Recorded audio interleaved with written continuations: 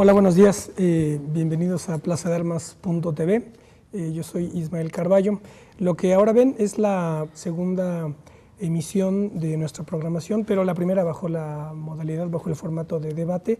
La emisión anterior la presentamos bajo la modalidad de entrevista y que lleva el nombre de Las evocaciones requeridas en homenaje a José Revueltas, cuyas memorias lleven ese nombre, Las evocaciones requeridas. Queremos agradecer sinceramente al doctor Carlos Ruiz Abreu, director del Archivo Histórico del Distrito Federal, quien con prontitud y amabilidad y sin ninguna traba burocrática pues puso a nuestra disposición las instalaciones del espléndido recinto que ven ustedes ahora, que es el del Centro de Documentación Francisco Gamoneda, para que grabásemos nuestros programas y que está situado ni más ni menos que en el antiguo Palacio del Ayuntamiento, hoy sede del Gobierno del Distrito Federal. La Plaza de Armas la tenemos a unos metros aquí, así que pues es imposible mejorar un lugar para grabar como este, para que nosotros podamos presentar las armas de la crítica.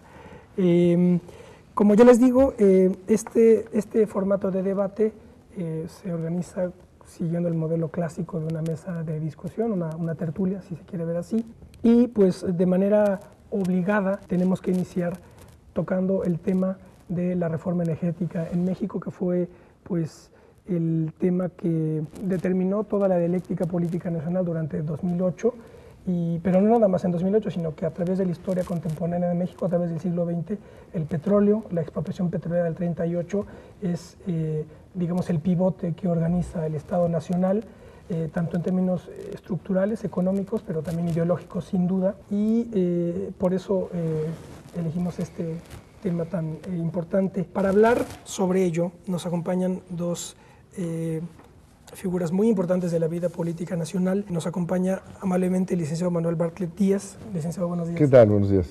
El licenciado Manuel Bartlett es pues uno de los representantes del nacionalismo político mexicano, militante del PRI, ex gobernador del estado de Puebla, ex senador de la República, ex secretario de Gobernación, ex secretario de Educación Pública, un hombre de Estado y un hombre de poder y que sabe lo que es el ejercicio del poder y lo que es la construcción del Estado como lo es el mexicano. Y en todo este periodo reciente ha estado concentrado, abocado a la defensa desde coordenadas nacionalistas del petróleo mexicano. También nos acompaña el doctor Fulvio Ruiz Alarcón. Fulvio, buenos días. Buenos días, muchas gracias. Bueno. El doctor Ruiz Alarcón es licenciado en Física por la Universidad Nacional Autónoma de México, maestro en Ingeniería en Exploración Petrolera por la UNAM también, maestro y doctor en Economía de la Energía por la Universidad Sorbona de París, y actualmente él es uno de los principales asesores del Partido de la Revolución Democrática en la Cámara de Diputados en materia energética. Muy bien, pues con esto damos ya inicio a la discusión sobre la reforma energética en México. Para los que amablemente nos ven desde México, pues no necesitan mayor introducción, pero para los que nos ven por internet, que no son mexicanos, pues han de saber que el 2008 tuvo un curso, como ya lo digo, anudado en torno del problema de la reforma energética, que se detonó por la iniciativa puesta sobre la mesa de discusión por el gobierno federal para reformar petróleos mexicanos. Voy a leer dos breves textos, uno del licenciado Bartlett, otro de Fulvio, para situar el tono de la discusión y luego ya entramos en materia. Bien, vamos a ver, voy a leer un artículo del licenciado Bartlett del periódico El Universal de circulación nacional que se llama Reforma Impuesta. Dice así: el Congreso mexicano aprobó la reforma energética impuesta por los países grandes consumidores de hidrocarburos para introducir a sus empresas a los beneficios de la explotación de nuestro petróleo y a toda la industria petrolera. Dicen bien la Bastida, Beltrones, Gamboa, priistas, con Calderón, panista. Es la reforma más importante desde la nacionalización. Claro, es la reversión, la desnacionalización. Pasarán a la historia. Se privatizan los objetivos de Pemex para homologarla a una empresa privada, sacar más y más crudo asociada a las transnacionales, exportar más para satisfacer necesidades ajenas. Privatizan la estructura de Pemex al darle una autonomía por encima del Estado, en manos de 4 consejeros profesionales, entre comillas, que designarán entre el Ejecutivo y el Senado, ya sabemos quiénes. que serán prácticamente propietarios del petróleo durante 6 y 12 años. Se privatizará toda la industria a través de contratos de exploración, explotación, operación. Aseguran los intereses de los contratistas con la nueva ley, derechos extraordinarios y arbitraje internacional que sustraerá a la industria de la jurisdicción mexicana. Las empresas extranjeras ya están aquí ilegalmente, se legalizarán y se enseñorearán de nuestro país las que ya están listas, como lo han declarado Radiantes, Reyes Heroles, el hijo, y la señora que es el secretaria de Energía. La operación astutamente planeada, acuerdo popular previo, iniciativa privatizadora del Ejecutivo, debate forzado en el Senado, segunda iniciativa de Beltrones con cambios aparentes, mismos objetivos, concesiones menores en comisiones, sesiones aceleradas y aprobación en el Congreso, insólito consenso de las antípodas, campaña mediática mentirosa y desinformadora. Calderón, triunfante, cumplió. Los coordinadores del PRI se enconchan, dejan que la izquierda parlamentaria difunda su útil triunfo, entre comillas. Se suman intelectuales, todos hermanados acuden a los medios que solo se abren al unísono por mandato superior. No se habla del petróleo ni de análisis de fondo, sino de victorias que se atribuyen unos y otros. Las baterías apuntan a quienes se atreven a disentir, esos alborotadores que no entienden las virtudes de negociar todo. Aseguran que pudo haber sido peor, que detuvieron la privatización abierta. La verdad, ganaron los intereses transnacionales y sus patrones. Se perdió lo principal, la explotación exclusiva del Estado que ordena la Carta Magna. Lo aprobado es inconstitucional, pero la experiencia demuestra que el gobierno la utilizará de inmediato para continuar imponiendo la privatización de petróleo como lo hace en electricidad. Hoy cerca del 50% de la electricidad en manos extranjeras, violando impunemente la Constitución. Queda de manera ineludible la continuación de la lucha por nuestra soberanía conculcada. Ningún retroceso es definitivo. El pueblo sabrá impedir la entrega y recuperar lo que le corresponde. Con este artículo pues se resume lo que pasó en 2008 y ya para concluir con esta, espero que haya sido breve introducción, voy a leer el texto que Fluvio presentó en los debates que organizó el Senado de la República. El texto lleva el título del régimen fisco-financiero de petróleos mexicanos. Dice así, son solamente 3 párrafos. En el caso de México, la relación del Estado con el sector petrolero ha ido abriendo mayores espacios al financiamiento privado, ya que los recursos económicos generados por nuestra industria petrolera han sido utilizados como sustitutos de una reforma fiscal progresiva. Esto es clave. Es decir, que haga que pague más quien más tiene o gana. Las mayores beneficiadas han sido las grandes empresas que resultan gravadas en una proporción muy inferior al promedio que pagan entre similares al fisco en los países miembros de la OCDE. Ni qué decir del capital especulativo. Para decirlo rápido, el régimen fiscal que padece Pemex es una especie de mecanismo indirecto de apropiación privada de la renta petrolera por parte del gran capital.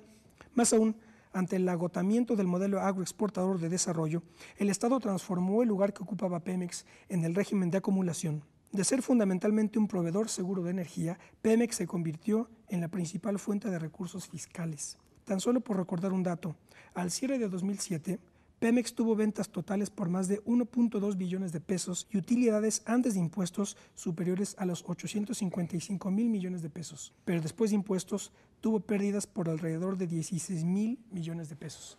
Bien, pues con esto esperamos dar un contexto mínimamente coherente para marcar pues la magnitud de lo que tenemos aquí entre manos. Así que, señores, pues, ¿quién quiere comenzar con comentarios introductorios? Bueno, yo creo que es muy importante lo que se está haciendo aquí hoy, mantener vivo, vigente el tema petrolero, porque al término de esta reforma que ya califiqué yo como entreguista, una reforma que va a abrirle la puerta ya, o que ya les abrió a los intereses extranjeros para explotar el petróleo mexicano y la industria y participar en la industria petrolera, el gobierno que controla los medios de comunicación ha cerrado el capítulo, ya esto se acabó. Fue una maravillosa operación con un constante bombardeo a través de spots que dicen: logramos la mejor reforma energética, México va a tener salud, desarrollo, todos van a comer bien. Esta es una gracias a esta reforma. las mentiras del gobierno calderonista, ¿verdad? Que usa, decía yo, las empresas televisoras como sus arietes. La verdad no es esa. Entonces yo considero que este tema sigue siendo vital para el país. La reserva petrolera, la energía es lo que mueve a México, y la entrada de los extranjeros a la explotación directa pues va a ponernos en riesgo de perder lo más importante que tenemos hoy por hoy todavía en México. Coincido con el licenciado Bartlett. A mí me parece que lo fundamental, y en eso me parece que hay una coincidencia plena entre todos los que participamos en la elaboración de la iniciativa que presentó el Frente Amplio Progresista, ¿no? Que fue la tercera iniciativa después de la del Ejecutivo y la del Partido Revolucionario Institucional, en el sentido de seguir vigilantes y de mantener vivo el debate. Porque más allá de que podamos tener diferencias, Manuel y yo, en los matices de la reforma, yo sí creo que lo más importante es que la sociedad se mantenga informada de lo que ocurre, porque como ocurre siempre, puedes tener la mejor de las leyes o puedes tener una ley suficientemente buena o digamos no tan lesiva, pero al final hay siempre un nivel en el cual la orientación del gobierno define la orientación de las políticas públicas, y estas pueden o no ir en el sentido de plano de lo aprobado, o darle la vuelta y en todo caso darle una aplicación muy distinta, ¿no? Yo, por ejemplo, diría que muchas de las aseveraciones que se manejan ya están ocurriendo. O sea, ha habido ya desde hace años una política de desmantelamiento de Petróleos Mexicanos, tanto en sus capacidades técnicas como de plano de sus recursos humanos, muchos de ellos los más calificados que han sido despedidos. Se ha ido abriendo subrepticiamente a partir de diversos modelos contractuales a la intervención privada y básicamente transnacional, Manuel, de una batalla memorable en contra de los contratos de servicios múltiples, ¿no? que se establecieron sin hacer ninguna reforma. O sea, no tuvieron necesidad de reformar absolutamente nada para, a partir de estos esquemas novedosos, por decirlo menos, contractuales, darle la vuelta a la letra y sobre todo al espíritu de la Constitución. Entonces creo que en la medida en que siga habiendo una sociedad informada, o una parte importante de la sociedad que se sigue interesando en el tema, creo que si algo positivo ha ocurrido en estos meses es que, como nunca en la historia, yo no recuerdo algo similar en una reforma legal, pues una parte de la sociedad no solo se informó, sino que se organizó y actuó, ¿no? Creo que esto debe continuar. Esto fue un proceso legislativo, no una terapia conductual, y evidentemente, aunque se les haya podido dificultar desde mi punto de vista el establecimiento de estos modelos privatizadores, pues no quiere decir que vayan a abandonar el deseo de implementar. Una vez que se llevó todos los debates en el Senado y supuestamente se modificó la reforma inicial de Calderón, que después fue la reforma Beltrones-Calderón, y estaba ya a punto de aprobarse la reforma, el Movimiento Nacional de Defensa del Petróleo, encabezado por Andrés Manuel López Obrador, en vez de permitir que se aprobase la reforma con las modificaciones logradas por todo el movimiento, endurece la posición y dice que no va a aceptar la reforma tal como se había logrado. Esto suscitó mucho conflicto al interior del propio movimiento, del Frente Amplio Progresista, del propio Movimiento Nacional en Defensa del Petróleo. Históricamente, ¿qué creen? ¿Cómo va a ser el balance de esa decisión? Bueno, mira, aquí se mezclan intereses de partidos, de grupos, ¿no? Que un poco confunden, me parece, el contenido, ¿no? Por ejemplo, el PRI, mi partido, representa a una derecha neoliberal por sus dirigentes, por quienes se han apoderado del PRI. Sí, por eso yo subrayo una y otra vez que son Beltrones y Gamboa quienes están jefaturando ese movimiento que inicia Salinas de derechización del PRI. Porque Salinas es el que empieza a romper la estructura nacionalista de este país. Y en particular, él es el que logra, a través de la firma del Tratado de Libre Comercio, después reformar la ley la ley del Servicio Público de Electricidad y abrir el petróleo a la contratación internacional. Y con esas dos reformas de Salinas empieza a entregarse de manera subrepticia, sin informarlo, y han ido avanzando en la destrucción de la estructura nacional en materia energética. Ese movimiento y esa posición se mantiene con el dominio que ejerce ese grupo salinista del PRI, y lo siguen manteniendo en una posición de derecha, que no es la ideología del partido, no lo es, ni es lo que la gran masa de priistas consideran válido, pero se han apoderado del PRI. Entonces, ahí hemos entrado en una discusión interna, que es un problema grave que tenemos, hacer que los diputados y los senadores tratar de convencerlos de que no sigan la línea derechista salinista. Ahí hay un problema nuestro. En el PRD siempre me plantean divisiones también. Entonces, yo lo que quisiera es poner por encima de este conflicto político que se da, ¿verdad? Y señalar que lo que buscó Salinas, Bush, Telles, todo este grupo, Reyes Heroles, hijo, se logró. ¿Qué es lo que se buscó siempre? Pues que entraran las transnacionales a la explotación del petróleo, porque de 38, 40 en adelante, pues estuvo prohibido aquí, había una explotación nuestra con una gran empresa nacional que fueron destruyendo deliberadamente, no dejándole recursos, quitándole sus técnicos, cerrando el Instituto Mexicano del Petróleo prácticamente, matando a la gran empresa, ¿no? ¿Qué es lo que habían pedido siempre? Regresar. Recordemos los contratos de riesgo que se discutieron mucho en estos debates. Los contratos de riesgo fueron ya un regreso a la desnacionalización. Es decir, con todos los avatares de la política mexicana, Cárdenas con un gran vigor, hace la reforma constitucional prohibiendo la presencia, porque es muy clara. La reforma que hace Cárdenas en 1940, después de la expropiación petrolera, porque una cosa es la expropiación que se hace contra empresas que violaron la ley y no acataban la legislación mexicana, y otra cosa es una iniciativa que manda Cárdenas y dice: señores, hemos estudiado el asunto, los constituyentes del 17 no pretendían que se prohibiera la explotación del petróleo por extranjeros, y consideramos que es importantísimo prohibir definitivamente que alguien particular, privado, explote el petróleo. Porque una vez que se establecen, los extranjeros, ya lo vivimos, ¿verdad?, están buscando los intereses de sus países, y las presiones de sus países y las amenazas de sus países no convienen. Hay que mantener la explotación del petróleo exclusivamente en manos del Estado. Ese es el principio, ese principio lo rompen.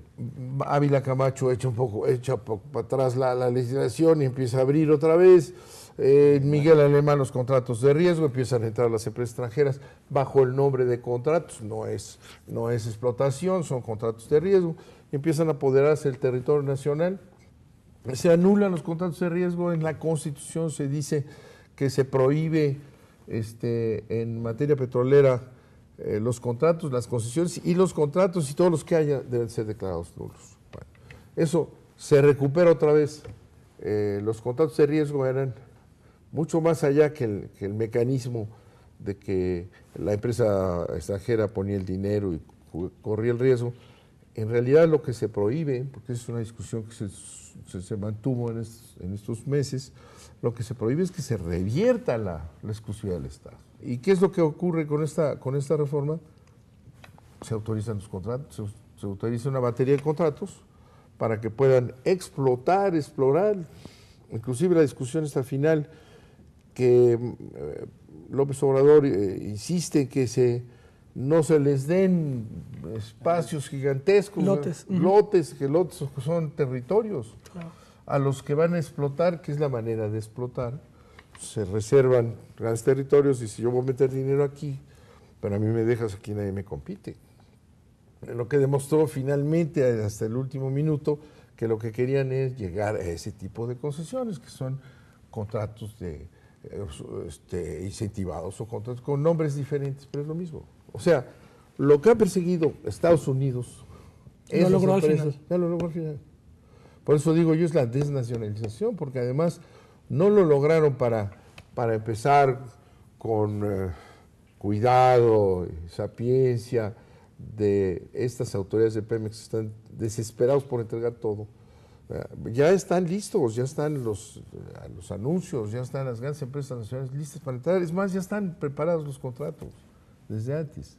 Entonces, lo que vamos a ver ya en estos días es la entrada de los extranjeros. Lo van a hacer de manera disfrazada, porque todas las privatizaciones y estos despojos de riquezas nacionales se hacen en secreto, mintiendo. Calderón miente todos los días. Dicen que no hay privatización. Dijeron que no había privatización en la electricidad, el 50% está privatizado, porque engañan, como lo hacen con los spots. México será, bueno, nos faltó decir lo de Hitler, ¿no? Sí. Todas las mujeres tendrán un marido guapo, poderoso y rico. Es una mentira descarada del presidente Calderón. Sí, entonces, a eso vamos.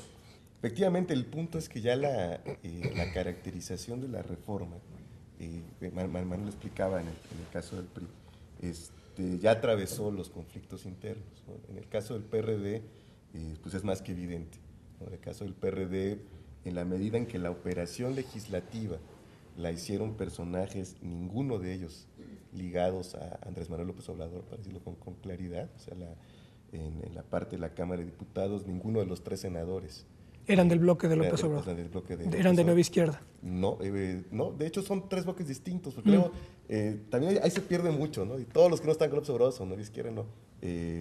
Ninguno era de Nueva Izquierda, de hecho, salvo Carlos Navarrete, el coordinador, pero Graco Ramírez pertenece a Alternativa Democrática Nacional. Correcto. Pablo Gómez a Movimiento por la Democracia y Arturo Núñez juega más bien independiente.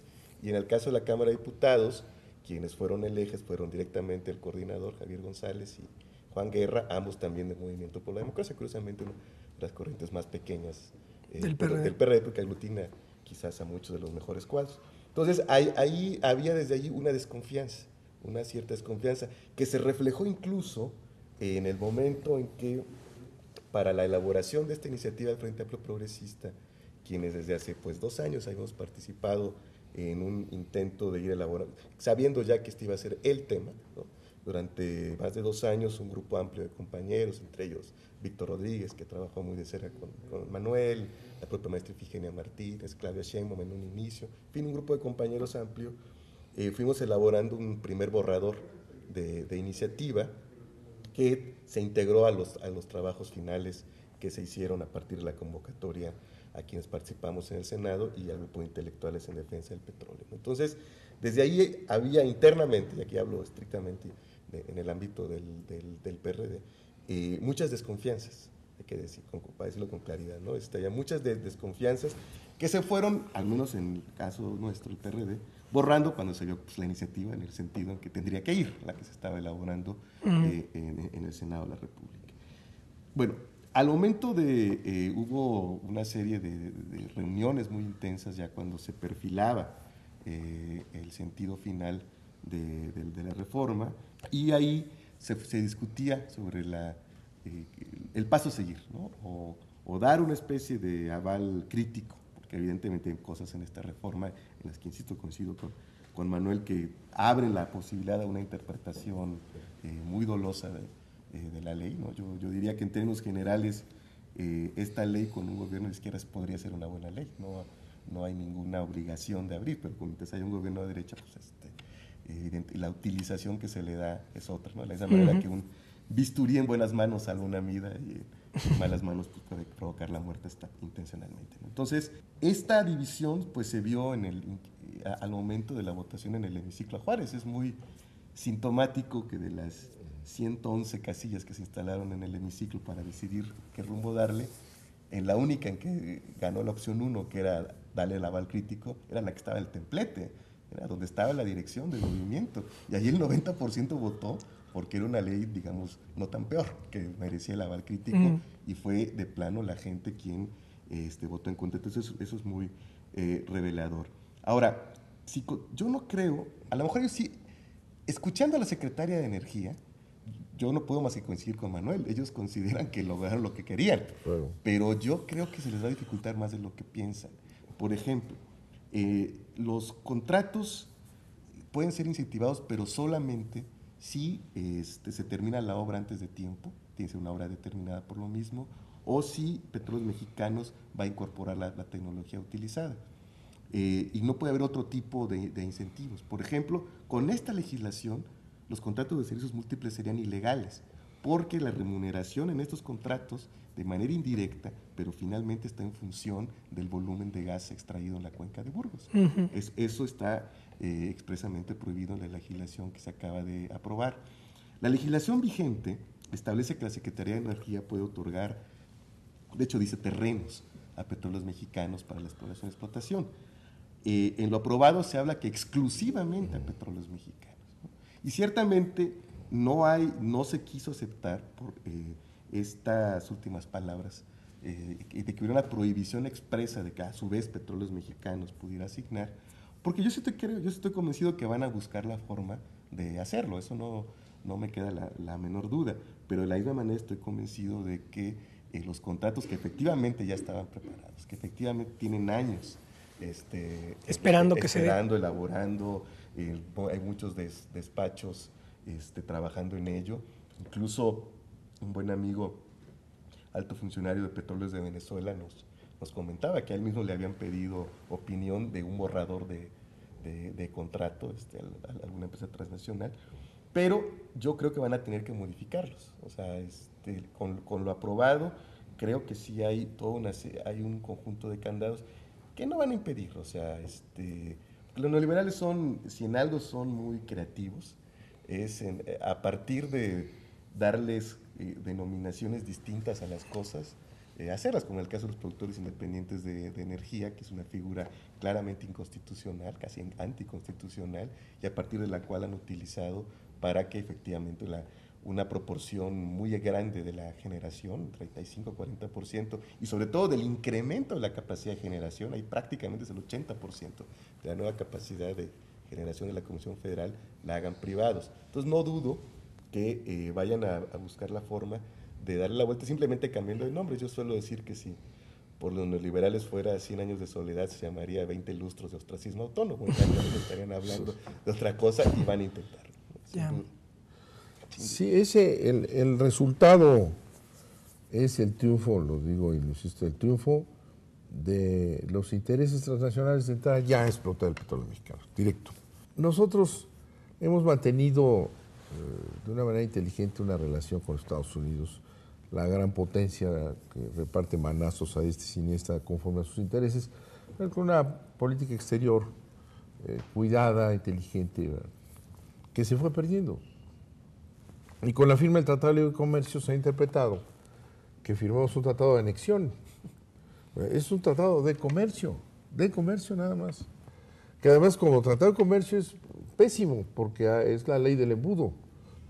Y que además es un tratado que aplican como se les da la gana, porque así es. Entonces tú les dejas instrumentos para que lo apliquen como se les da la gana. La potencia está superior, ¿no? Entonces el resultado es que lograron lo que querían. ¿Qué es lo que quieren los intereses transnacionales?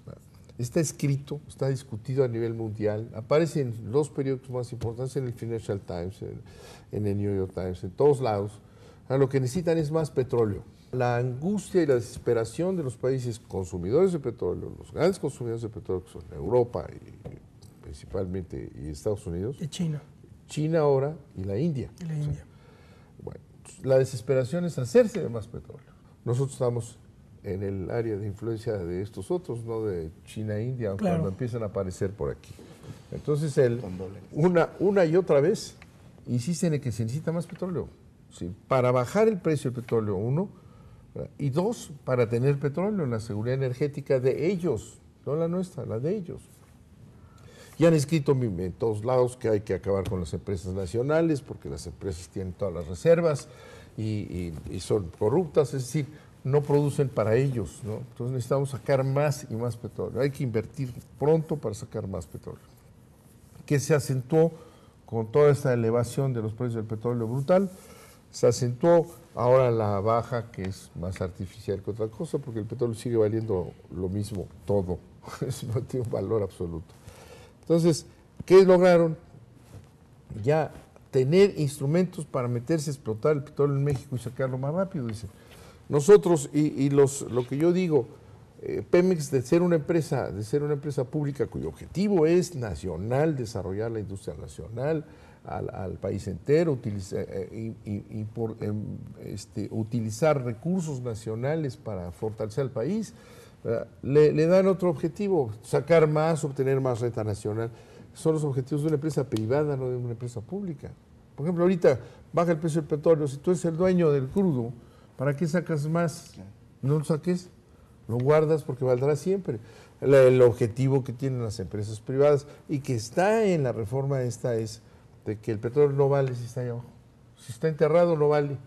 Eso es una gran mentira. Vale y vale más si lo mantienes de acuerdo con los precios, ¿no? Entonces ya están aquí para sacar el petróleo que necesitan. En los debates de Obama y McCain que vimos en todo el mundo, uno de los temas recurrentes era el petróleo. Necesitamos más petróleo. Necesitamos dejar de depender del petróleo. Consumen el 25% del petróleo del mundo, ya no tienen la capacidad para producirlo. Y nos están sacando el petróleo mexicano y lo meten en las cavernas de ellos para tener su seguridad.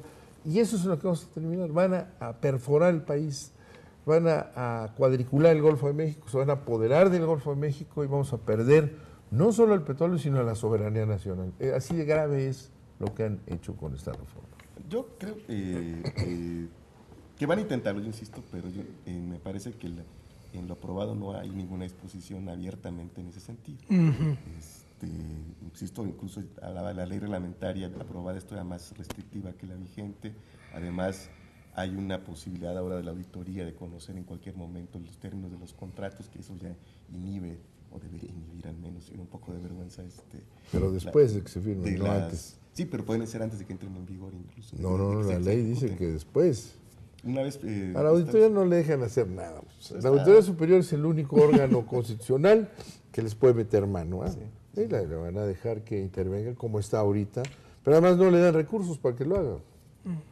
Cuando hicimos una reforma fiscal, el punto 003, en el Senado en el que yo estuve, asignamos dinero a la Auditoría Superior para que cuidara y vigilara a Pemex.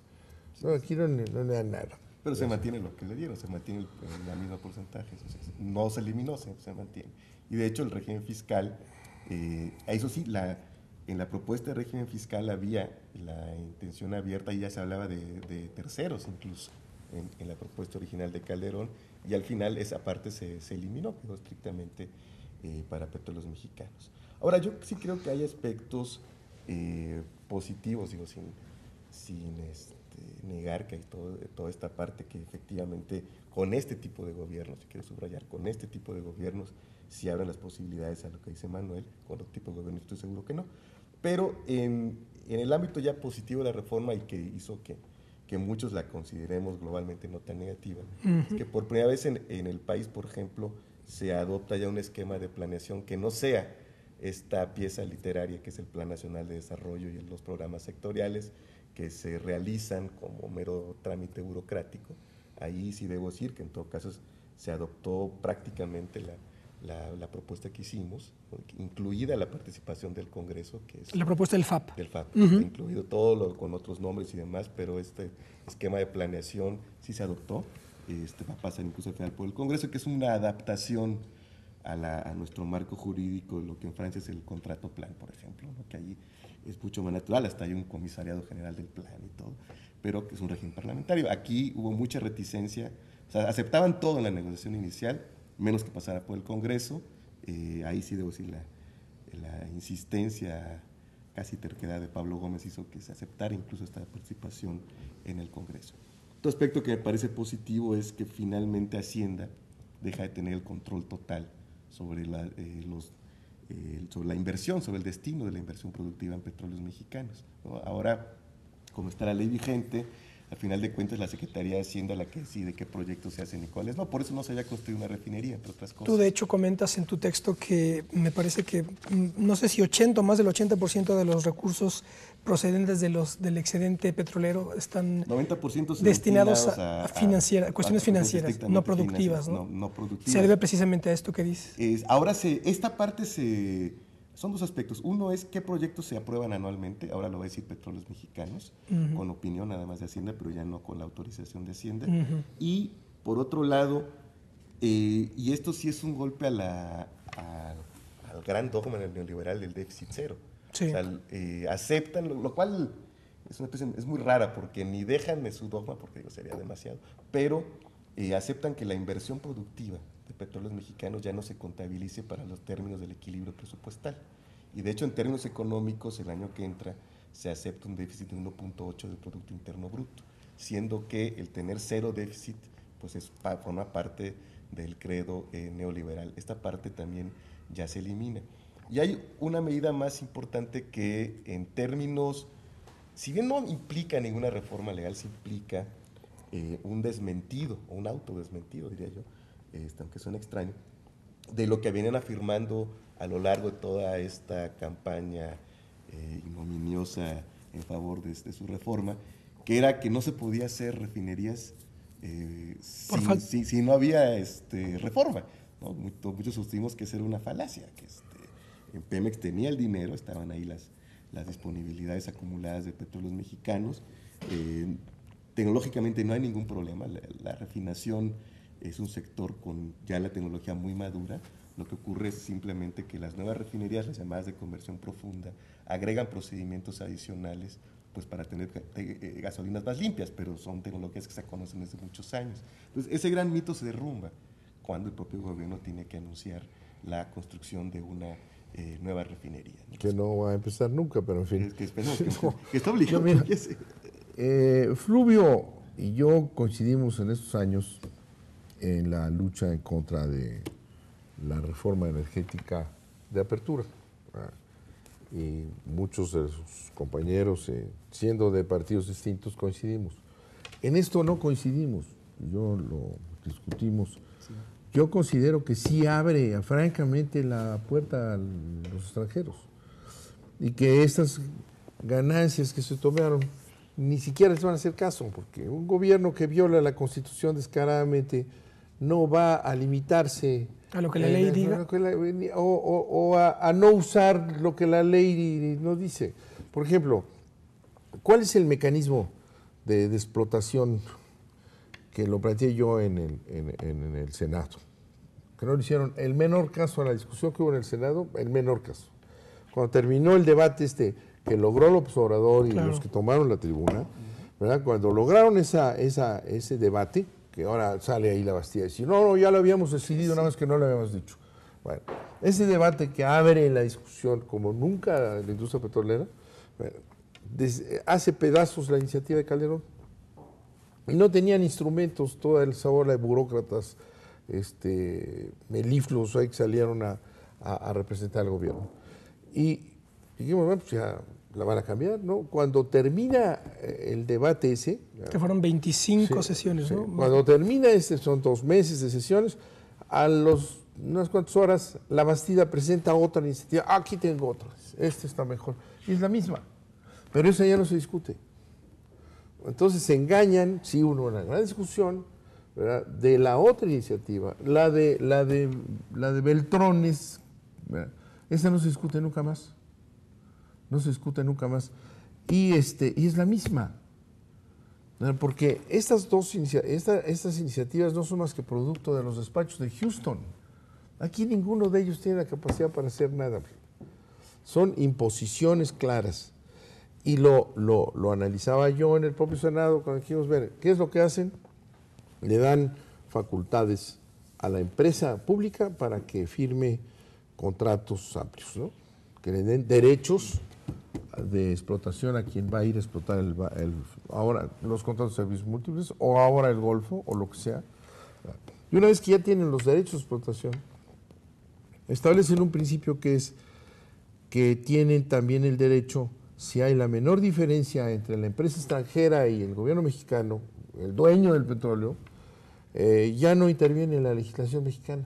Se van a tribunales internacionales. Eso no es cierto. Que son, ahí está, pero claro, No, eso está no está prohibido, no sí, está claro que prohibido. sí. No Solamente habla para acuerdos comerciales. No está prohibido. No, sí, en serio. No, no, solamente se no. aprobó en el caso de comercio, que es normal. Si Pemex, la oficina de Houston, le vende a Para Shell, aspectos internacionales todo es lo mismo, hombre. Pero ¿no? es para lo comercial, ¿eh? Está, perdóname, Flavio, está No, permitido. no, no, Está, si y quieres lo van a leemos el hacer, texto, y ¿no? lo van a Pero- hacer, y van a imponer sus empresas inmediatamente, como lo están haciendo ahora con mayor facilidad. ¿Verdad? Entonces, yo entiendo que se diga que quienes estuvieron en el debate en el Senado, de la Cámara de Diputados, por la izquierda o el frente o como se llame, ¿verdad? Yo entiendo que estaban en minoría y lo acepto, tú lo dijiste una vez en una reunión. Yo entiendo que no iban a ganar, ya lo sabíamos. Ya sabemos que esta alianza perversa del salinismo apoderada del PRI, de Que está en el PRI y en el PAN. diputados, ¿verdad? Iban a someter hasta unos cuantos que estuvieron ahí dispuestos a rebelarse. Y no abrieron la boca, ¿no? Bueno, esos ya tenían cuando presentaron la iniciativa ya la tenían arreglada, ya tenían la mayoría, ya eso era una manera de ver cómo engatusaban al pueblo para decir si hubo esto, para convencer al pueblo mexicano que no está a favor que está en contra de la entrada de los extranjeros. Entonces, ya lo tenían, ya tenían los votos. Yo se lo dije yo 1000 veces al Beltrones y al otro, su seguidor, Gamboa, y la Bastida haciéndoles el papelón ahí a todos, ¿no? Bueno, hicieron un espacio para volver a empezar otra vez. Así yo tengo la experiencia en el Senado, así nos hicieron con la ley Televisa, cuando se puso un poco difícil, dejaron correr un poquito unos foros ahí para decir, ya ven, somos democráticos, lo dicen, escuchamos a todo lo que dialogamos. Dijeron. Pero no es cierto, no escucharon nada, se esperaron a que pasara el trámite y presentaron la otra también de los mismos abogados transnacionales. Entonces, yo entiendo muy bien que digan, bueno, no podíamos hacer gran cosa. Éramos minoría, cierto, ¿verdad? Cierto. ¿Verdad? ¿Qué dicen que algunas cosas cambiaron? Bueno, digamos que sí, pero no pueden decir que la ley es válida. Porque entonces, ¿sabes qué es lo que ha pasado? Que el propio PRI, siniestro, estos pseudo-PRI salinistas, pues ya se cubrieron, la izquierda está aceptándola, véanlos. Entonces, si ya dicen, pues es que está bien, pues ya han quedado todos arropados por la izquierda. Eso a mí me parece que ha sido malísimo. Entonces ya no se discute, pues a cualquiera que le digas, le quieras explicar, te dice, bueno, pues si lo aprobaron todos unánimemente, prácticamente con unanimidad. La izquierda estuvo de acuerdo, bueno, ya. Por eso yo no estoy de acuerdo con quienes que iba a decir que ganamos. Perdimos. Perdimos. Y no se podía hacer otra cosa porque ellos tenían los votos. Pero hay que decirlo. Porque si no le quitamos a la población, pues la confundimos y decimos, bueno, pues ganó la izquierda. ¿Cómo que ganó la izquierda? Sí, yo estoy de acuerdo contigo que en esta parte política sí hay que ser muy preciso. Pues sí, es decir, en el contexto en el que se dieron las cosas, cuando tienes, ahora sí, en el sentido gramsciano del término, todo el bloque hegemónico lanzado para aplastarte, se lograron evitar las cosas más burdas. Por ejemplo, el sector de refinación, que el sector de refinación había, tanto en la iniciativa de Calderón como en la del PRI, esquemas distintos, pero finalmente análogos para abrir al sector privado. Uno era lo que yo decía, la nixtamalización del sector de refinación, ¿no? Que así como la gente lleva el nixtamal al molino y recoge la masa, aquí Pemex iba a llevar el petróleo crudo a una refinería privada y recogía las gasolinas. Eso estaba en la parte del Ejecutivo. Y después el PRI, sobre todo a partir de la presión de varios gobernadores de estados petroleros, planteaba estos organismos subsidiarios filiales que no están. O sea, de lo que se habla ahí son las filiales que siempre ha tenido Pemex, que Tetraetilo de México y Pero dejan abierto que hagan más. Sí, pero las filiales, no los organismos subsidiarios filiales. Crean un consejo de administración perverso. El Consejo de Administración va a estar en manos de cuatro tipos consejeros profesionales que van a ser escogidos por Calderón y Beltrones, o sea, por Salinas, ¿verdad? Entonces, 4 individuos, 4 consejeros profesionales, ¿qué es eso? ¿No? Que explican, no, son unos gentes que van a tener, esos 4 técnicos, van a ser argumentos técnicos y neutrales. Neutrales, sí. Esos 4 van a tener un control específico ahí y no va a haber una sola medida que apruebe el Consejo si no aprueban mínimo 2 de ellos. Esos son los dueños de Pemex. Esos son los que van a entregar los contratos, van a interpretar lo que son los contratos, entonces tienen facultad de reglamentación el Consejo. Ese Consejo de Administración es el dueño, son los propietarios del petróleo mexicano y la corrupción que vivimos. Y el escándalo de Martita Sagún, sus hijastros del Fox y la desvergüenza que existe en el país. Imagínense, 4 señores que van a nombrar, y lo vamos a ver, lo va a nombrar Calderón en breve, ¿verdad? Y los va a nombrar seguramente Beltrones ahí de Comuna, son los dueños del petróleo mexicano. Entonces realmente han logrado lo que querían, ¿verdad? Desde 1938 y 40 y con fulano y perengano han logrado lo que querían. Entonces, lo que hay que hacer es impedirlo. Tú dices, si ahí esa es la obligación de quienes estuvieron ahí en la Cámara y en la Cámara de Diputados, en la Cámara de Senadores, que dicen que hay resquicios. Resquicios, bueno, pues hay que levantarse, hay que pelear, hay que evitar que lo entreguen físicamente, pero lo van a hacer, ¿verdad? Hay una caricatura muy buena en La Jornada que me mató de risa porque dicen, ahora el tema son los resquicios, ¿no? Resquicios. Ahí quedaron algunos resquicios, hombre, qué barbaridad. Y dice la señora Kessel, está ahí leyendo la reforma y dice, estos resquicios son muy peligrosos porque se nos pueden meter hasta los mexicanos. Sí. Pero es una desgracia, ya van consolidando lo que empezó la estrategia. Consolidando la estrategia. La estrategia que es la entrega del país. Ya están metidos en todos lados. Miren, nosotros tenemos mapas de dónde están ya los enclaves extranjeros petroleros, pero es todo el país. Por ejemplo, Chicontepec, ya echaron para afuera al petróleo, están Halliburton, dueño de Chicontepec. Chicontepec está siendo explotada, sacando el petróleo, se manda a Estados Unidos, ¿no? Pero perdemos dinero, es incosteable la explotación de Chicontepec, pero no importa. Porque ellos quieren el petróleo, el precio que sea, y nosotros perdemos el dinero. Entonces, la electricidad ya totalmente controlada por ellos, van a seguir adelante. Y tal Elías Ayub, que es el principal palero de los intereses transnacionales.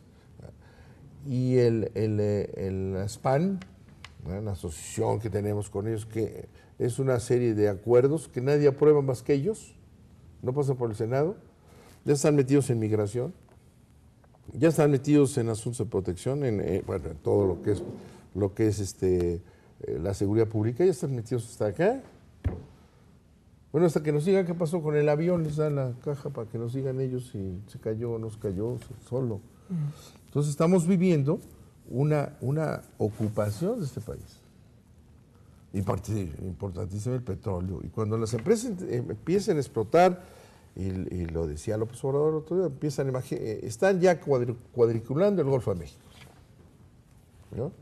El Golfo lo van a cerrar, la Marina norteamericana lo va a cerrar y lo van a proteger ellos. Entonces ese es el problema ya, el colmo. Yo veía hoy que sale en la prensa un comentario, dicen que el CISEN va a inaugurar hoy, el CISEN es el centro de inteligencia que no tiene inteligencia ya. De Seguridad Nacional. De Seguridad Nacional. El Centro de Inteligencia va a inaugurar una escuela de inteligencia. ¿No? Una escuela de inteligencia. Esa escuela de inteligencia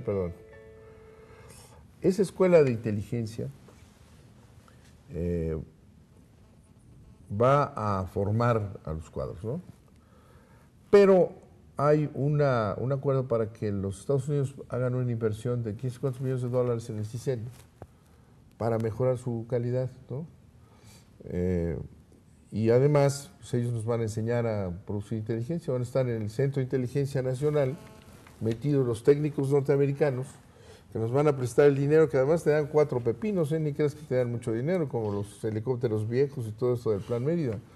Entonces van a estar metidos en el Centro de Inteligencia Nacional. Bueno, ya que es el colmo, ¿no? ¿Qué protección vas a tener en la frontera? ¿Qué protección de nada? ¿Qué cálculo de manejo soberano del país? Nada. Entonces el petróleo es el punto de partida y en un país impedido, invadido, pues ¿qué vas a tener? Eso es lo que tenemos que evitar, ¿no? Sí, no, yo estoy de acuerdo en ese terreno, pero yo sí creo que eso es más una decisión de la derivada pues de la orientación de estos gobiernos que algo que esté como tal plasmado en la ley. Yo te decía de los tribunales, el único tema en el que puede ir Pemex es para la cuestión comercial, en lo demás no puede ir y hay una, debe haber traído la redacción expresa, pero nada más en ese tema, ¿no? Y en los temas estos de las áreas, pues nada les permite darlo. Y, o sea, el derecho público, si no está explícitamente permitido, no se puede hacer. Insisto, lo van a intentar, le van a dar las vueltas, no le van a llamar ¿Por qué? ¿Tú crees que lo van a intentar o lo van a hacer? Yo creo que lo van a intentar. Lo van a hacer, hombre. ¿Quién se los va a impedir? Pues nosotros, o sea, yo creo ¿Quiénes que somos nosotros? todo Si el nosotros estamos movimiento diciendo, y bueno, todo el mundo. lo van a intentar, lo van a hacer, ni cuenta nos vamos a dar, no informan. No informan. Los contratos no los conocemos. Logramos los contratos de servicios múltiples que en un pleito del Senado completo contra ellos nos entregaron los contratos. Les demostramos que eran inconstitucionales, no nos volvieron a entregar ninguno. Saben que son inconstitucionales, los siguen aplicando. Es un gobierno golpista. Si tú les das instrumentos para que vayan más allá, van a ir más allá inmediatamente, no se van a esperar. No, sin duda, yo creo que van a Entonces, por eso, redactarlo. no podemos decir que ganamos. No, eso estoy de acuerdo. Hay que decir que perdimos. Yo no tampoco creía que perdimos. No, hombre, perdimos. Si que se van a meter aquí es porque perdimos. Pero no se han metido y no se van a meter. Ya están, hombre. Bueno, y no hubo necesidad de un cambio legal, entonces quiere decir que incluso las leyes vigentes tampoco eran la suficiente defensa en contra de esos intereses. Es justamente lo que quiero decir, que no se trata solamente de la arquitectura legal, institucional, sino también de la orientación de un gobierno. Como tú bien dices, si un gobierno golpista pues lo va a hacer con esta ley, con la vigente, lo hicieron. Y lo han declarado, entonces incluso el status quo no fue suficiente defensa de la soberanía. Entonces, digamos, la responsabilidad de que lleguen no es de la reforma, sino de la orientación precisa de las políticas de este gobierno. Y eso, bueno, yo sí creo que da más elementos esta iniciativa para una eventual defensa, porque vamos a tener que ir a ello, eso está claro. Y no se detiene con la acción legislativa misma. O sea, esto o se involucra a la gente, como se ha involucrado, o no hay manera de... Claro, el esquema parlamentario tiene que desbordarse a las calles, como una movilización social. Si tú tienes una mayoría construida ahí, que es una antinatural, ¿verdad? Como el PRI está votando con el PAN. Pues históricamente son antagonistas. Es una cuestión, es una traición a los priistas del país. Es una traición de quienes votaron ahí, todos los que votaron ahí. Entonces, eso es lo que pasó.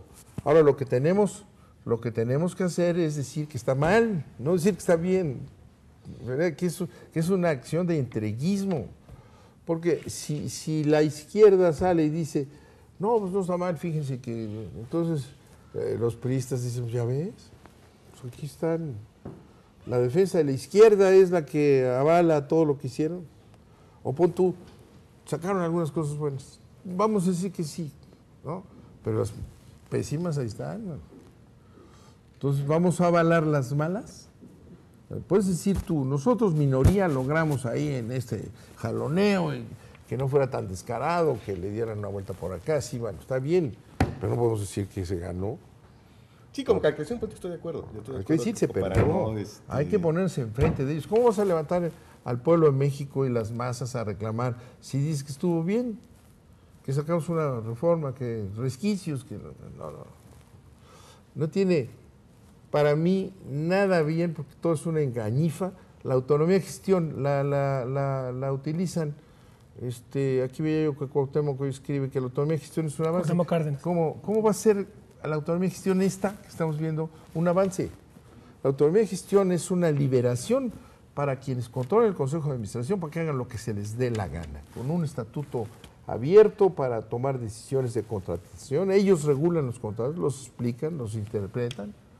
Entonces, la autonomía de gestión, así hicieron privada Petrobras.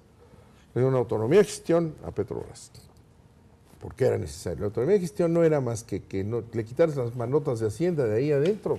Eso era todo lo que... Y esos no se quitan. Sí, se quitan. Sí. No, maestro, que Hacienda fija los parámetros y te dice, tú puedes hacer lo que quieras con tu domingo. Como te decía tu papá de chiquito, mira, tú tienes aquí 10 pesos y vas a ver que tú ya eres grande y vas a tomar decisiones independientes. Tú vas a hacer tus 10 pesos, pero tus 10 pesos nada más.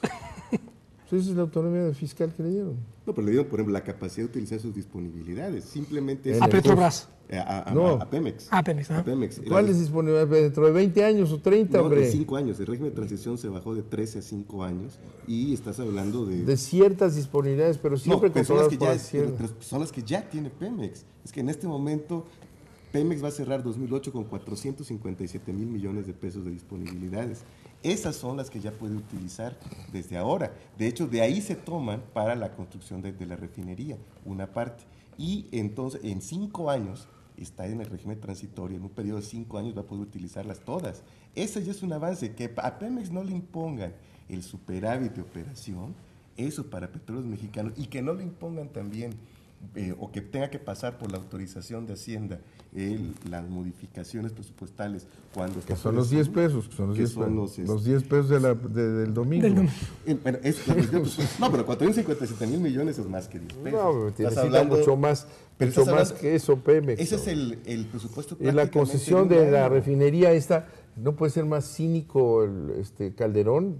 Se pasa diciendo años que no hay dinero para construir una refinería y finalmente dice, bueno, vamos a construir una. Todavía no dice cuándo, que eso ya la había ofrecido un año antes. De hecho, bueno, eso lo peleamos nosotros hace 5 años y se negaron 3 años a siquiera plantearon el presupuesto. Hace 2 años se consiguió que mandaran apenas el estudio del sector. Este año ya enviaron el estudio de factibilidad y tal y como quedó el presupuesto, el año que entra, porque está la partida y está la obligación de enviar ya el proyecto. Pero yo salió la señora que es el otro de Reyes Heroles, que fue representante de empresas petroleras aquí en México haciendo gestiones ante Pemex. Reyes Heroles. Es decir, bueno, pues con esa construcción que vamos a hacer, nos vamos a pasar muchos años importando gasolina en Estados Unidos. ¿Por qué no se puede? Porque son los acuerdos estos inconfesables, ¿no? Si yo te vendo petróleo, pero te compenso con gasolina, pero no te doy nada, y reciclan todo el dinero. Nos han condenado a un capitalismo sin capital. Eso es, no hay reforma legal que se pueda hacer. Es lo que hay que entender. Gobierno, ¿no? Hay que entender que la derecha y sus asociados controlan este país y han cedido a los intereses norteamericanos la explotación del petróleo en México. Esa es la verdad. Eso es lo que pasó. ¿Qué es lo que ha pasado en Petrobras y PDVSA como ejemplos de grandes empresas petroleras ahí son regionales? Dos ejemplos que están en momentos distintos. Y hay que entender que eran realidades completamente diferentes. Cuando se lanza, digamos, el Estado brasileño se mete en serio vía Petrobras a aumentar la producción, Brasil producía apenas el 20% del petróleo que consumía, ¿no? Entonces, por eso es que toman toda una serie de medidas que van desde una reforma institucional. Ahí se creó la Agencia Nacional del Petróleo, el Consejo de Hidrocarburos. Se abre parcialmente a la iniciativa privada a Petrobras, y aunque se abren sectores de la industria legalmente, de facto no. Por ejemplo, en teoría en Brasil cualquiera puede poner una refinería, ya todas son de Petrobras, entre otras cosas porque nunca perdió el control de ductos. Pero con esa autonomía de gestión, el presidente de Brasil nombra a su yerno director de Pemex. Y el yerno... No, presidente del Consejo de la Agencia Nacional del Petróleo, mi amigo Elder. Elder, sí. Que era el yerno de Enrique Cardoso. El yerno de Cardoso. Sí. Y entonces tienen facultades para moverse solos. ¿Y qué es lo que hicieron? Pues vendieron el 60% de su capital, está en Nueva York. Sí. Es una empresa transnacional, Petrobras.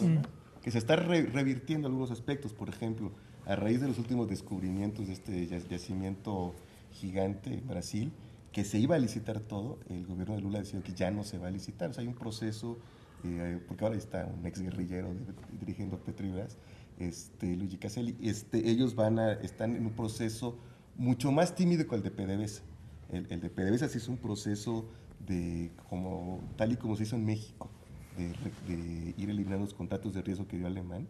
Allí lo que hicieron es ir sustituyendo los convenios operativos que firmó Caldera con las transnacionales, fueron más de 60, los han renegociado en el caso de Venezuela, y lo que crearon son empresas mixtas por proyecto, en el cual PDVSA tiene el 60% en todos los casos de la participación, pero fue revertir el proceso de apertura que se hizo en los años 90.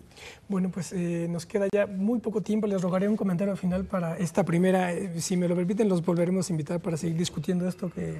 Bueno, yo insisto, el problema de la energía en México sigue siendo fundamental, no se debe de abandonar. Tenemos que estar presionando y presentes para que el gobierno no haga lo que se le dé la gana y entregue más al país de lo que ya lo está haciendo. Es una lucha que no se ha terminado. Esa es una ley para mí totalmente regresiva, ¿verdad? Pero ha habido otras regresivas también, y se han echado para atrás. Ha habido momentos en que, te digo, la de Ávila Camacho, y se echó para atrás, con una recuperación política de la tendencia política del Partido Revolucionario Institucional, los nombres anteriores. Si la lucha debe seguirse dando, debemos echar abajo esa reforma regresiva y antinacional. Eso debe ser algo que debe estar en la mente de todos los mexicanos y no permitir que sigan diciendo que con esta ley, ¿verdad?, con esta reforma, pues todos vamos a ser felices, ¿no? Entonces, es un asunto para mantenerlo en el programa de lucha del pueblo mexicano como uno de los puntos más importantes de sus compromisos nacionalistas. Bueno, Flavio, pues por favor un comentario final. Sí, yo, más allá de la diferencia que tengo con Manuel sobre la caracterización misma de la ley desde una perspectiva, si se quiere, hasta medio academicista, lo que sí es cierto es que en términos políticos, en términos concretos, no hay ley que valga ni que pudiera gestionarse mientras esté un gobierno de derecha. O sea, insisto, ellos con la ley vigente, con esta ley y con este marco constitucional, producto de todas estas luchas históricas del pueblo mexicano que conocemos, pues han hecho lo que han hecho. Entonces, me parece que es obvio que si no hay un gobierno distinto, les puede costar más o menos trabajo, puede ser más o menos difícil, pero pues el objetivo pues es el mismo, ¿no? Entonces, por eso es que es importante que el tema no pierda vigencia y que seamos capaces de transmitir la importancia de este tema en una sociedad que a veces no está tan acostumbrada a debatir permanentemente sobre los temas relevantes de la nación. Ya lo decía Manuel al inicio, pues hoy ya todo es la clasificación de México al Mundial de Sudáfrica 2010 y la Navidad y cosas de esas. Entonces, mantener el interés de la gente es fundamental para hacer mucho más complicado el logro de los objetivos de este gobierno. Bueno, pues si nos lo permiten, los volveremos a invitar para seguir discutiendo en Plaza de Armas el tema del petróleo. Licenciado Manuel Bartlett, muchas gracias. Muchas gracias por haber estado. muchas gracias. Flavio, muchas gracias. Muchas gracias. Bueno, pues esto fue la segunda emisión, nuestra primera emisión de debate de plazadearmas.tv. Yo soy Ismael Carballo, muchas gracias, hasta pronto.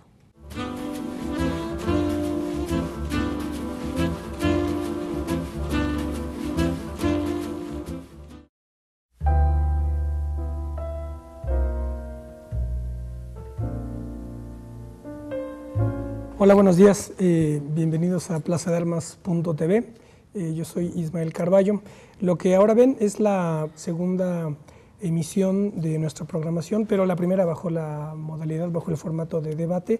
La emisión anterior la presentamos bajo la modalidad de entrevista y que lleva el nombre de Las evocaciones requeridas en homenaje a José Revueltas, cuyas memorias lleven ese nombre, Las evocaciones requeridas. Queremos agradecer sinceramente al doctor Carlos Ruiz Abreu, director del Archivo Histórico del Distrito Federal, quien con prontitud y amabilidad, pues, y sin ninguna traba burocrática, pues puso a nuestra disposición las instalaciones del espléndido recinto que ven ustedes ahora, que es el del Centro de Documentación Francisco Gamoneda, para que grabásemos nuestros programas, y que está situado ni más ni menos que en el antiguo Palacio del Ayuntamiento, hoy sede del Gobierno del Distrito Federal. La Plaza de Armas la tenemos a unos metros aquí, así que pues es imposible mejorar un lugar para grabar como este, para que nosotros podamos presentar las armas de la crítica.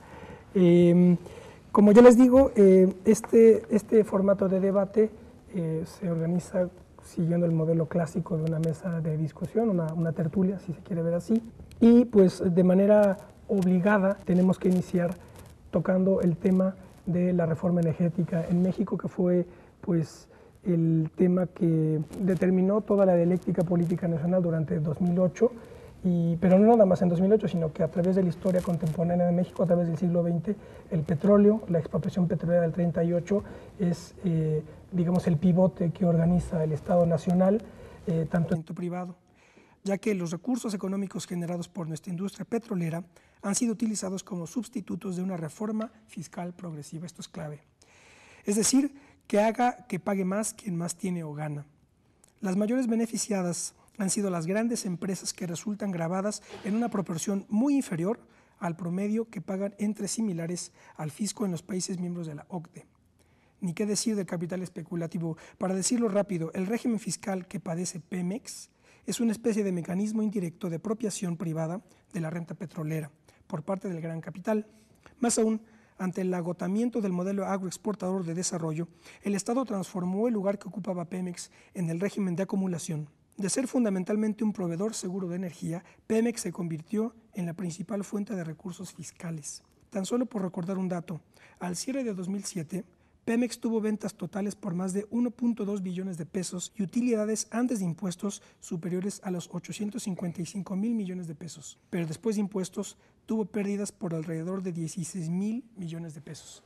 Bien, pues con esto esperamos dar un contexto mínimamente coherente para marcar pues la magnitud de lo que tenemos aquí entre manos.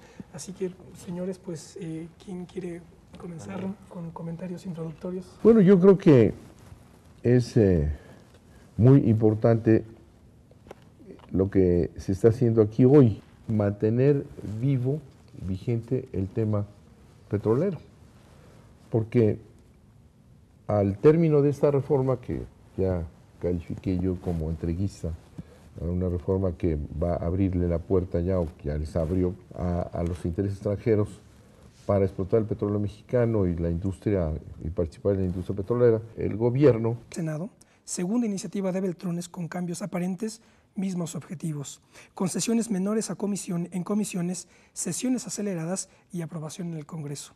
Insólito consenso de las antípodas, campaña mediática mentirosa y desinformadora. Calderón, triunfante, cumplió. Los coordinadores del PRI se enconchan, dejan que la izquierda parlamentaria difunda su útil triunfo, entre comillas. Se suman intelectuales, todos hermanados acuden a los medios que solo se abren al unísono por mandato superior. No se habla del petróleo ni de análisis de fondo, sino de victorias que se atribuyen unos y otros. Las baterías apuntan a quienes se atreven a disentir, esos alborotadores que no entienden las virtudes de negociar todo. Aseguran que pudo haber sido peor, que detuvieron la privatización abierta. La verdad, ganaron los intereses transnacionales y sus patrones. Se perdió lo principal, la explotación exclusiva del Estado que ordena la Carta Magna. Lo aprobado es inconstitucional, pero la experiencia demuestra que el gobierno la utilizará de inmediato para continuar imponiendo la privatización de petróleo, como lo hace en electricidad. Hoy cerca del 50% de la electricidad en manos extranjeras, violando impunemente la Constitución. Queda de manera ineludible la continuación de la lucha por nuestra soberanía conculcada. Ningún retroceso es definitivo. El pueblo sabrá impedir la entrega y recuperar lo que le corresponde. Con este artículo pues se resume lo que pasó en 2008 y ya para concluir con esta, espero que haya sido breve introducción, voy a leer el texto que Fluvio presentó en los debates que organizó el Senado de la República. El texto lleva el título del régimen fisco-financiero de petróleos mexicanos. Dice así, son solamente 3 párrafos. En el caso de México, la relación del Estado con el sector petrolero ha ido abriendo mayores espacios al financiamiento. La discusión por el gobierno federal para reformar petróleos mexicanos. Voy a leer dos breves textos, uno del licenciado Bartlett, otro de Fluvio, para situar el tono de la discusión y luego ya entramos en materia. Bien, vamos a ver, voy a leer un artículo del licenciado Bartlett del periódico El Universal de circulación nacional que se llama Reforma Impuesta. Dice así: el Congreso mexicano aprobó la reforma energética impuesta por los países grandes consumidores de hidrocarburos para introducir a sus empresas a los beneficios de la explotación de nuestro petróleo y a toda la industria petrolera. Dicen bien la Bastida, Beltrones, Gamboa, priistas, con Calderón, panista. Es la reforma más importante desde la nacionalización. Claro, es la reversión, la desnacionalización. Pasarán a la historia. Se privatizan los objetivos de Pemex para homologarla a una empresa privada, sacar más y más crudo asociada a las transnacionales, exportar más para satisfacer necesidades ajenas. Privatizan la estructura de Pemex al darle una autonomía por encima del Estado, en manos de 4 consejeros profesionales, entre comillas, que designarán entre el Ejecutivo y el Senado, ya sabemos quiénes, que serán prácticamente propietarios del petróleo durante 6 y 12 años. Se privatizará toda la industria a través de contratos de exploración, explotación, operación. Aseguran los intereses de los contratistas con la nueva ley, derechos extraordinarios y arbitraje internacional que sustraerá a la industria de la jurisdicción mexicana. Las empresas extranjeras ya están aquí ilegalmente, se legalizarán y se enseñorearán de nuestro país las que ya están listas, como lo han declarado Radiantes, Reyes Heroles, el hijo, y la señora que es el secretaria de Energía. La operación astutamente planeada, acuerdo popular previo, iniciativa privatizadora del Ejecutivo, debate forzado en términos estructurales, económicos, pero también ideológicos sin duda, y por eso elegimos este tema tan importante. Para hablar sobre ello nos acompañan dos figuras muy importantes de la vida política nacional. Nos acompaña amablemente el licenciado Manuel Bartlett Díaz. Licenciado, buenos días. ¿Qué tal? Buenos días. El licenciado Manuel Bartlett es pues uno de los representantes del nacionalismo político mexicano, militante del PRI, ex gobernador del estado de Puebla, ex senador de la República, ex secretario de Gobernación, ex secretario de Educación Pública, un hombre de Estado y un hombre de poder y que sabe lo que es el ejercicio del poder y lo que es la construcción del Estado como lo es el mexicano. Y en todo este periodo reciente ha estado concentrado, abocado a la defensa desde coordenadas nacionalistas del petróleo mexicano. También nos acompaña el doctor Fluvio Ruiz Alarcón. Fluvio, buenos días. Buenos días, muchas gracias. Bueno. El doctor Ruiz Alarcón es licenciado en Física por la Universidad Nacional Autónoma de México, maestro en Ingeniería en Exploración Petrolera por la UNAM también, maestro y doctor en Economía de la Energía por la Universidad Sorbona de París y actualmente él es uno de los principales asesores del Partido de la Revolución Democrática en la Cámara de Diputados en materia energética. Muy bien, pues con esto damos ya inicio a la discusión sobre la reforma energética en México. Para los que amablemente nos ven desde México, pues no necesitan mayor introducción, pero para los que nos ven por internet, que no son mexicanos, pues han de saber que el 2008 tuvo un curso, como ya lo digo, anudado en torno del problema de la reforma energética que fue, se detonó por la iniciativa puesta sobre la mesa